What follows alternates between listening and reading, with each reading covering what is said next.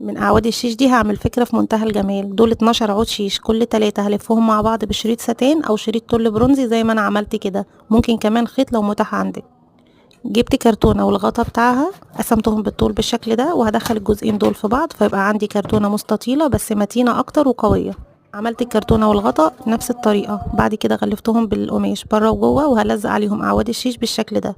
بعد ما الزق اعواد الشيش هلف عليها شريط التل برضو بالشمع فهيخليها متينة اكتر. الكرتونة التانية هحط في الزوايا بتاعتها شمع، وهثبت اعواد الشيش بالشكل ده فيها من جوه، وهلف عليها برضو شريط التل اللي انا لفيته على الكرتونة الاولى.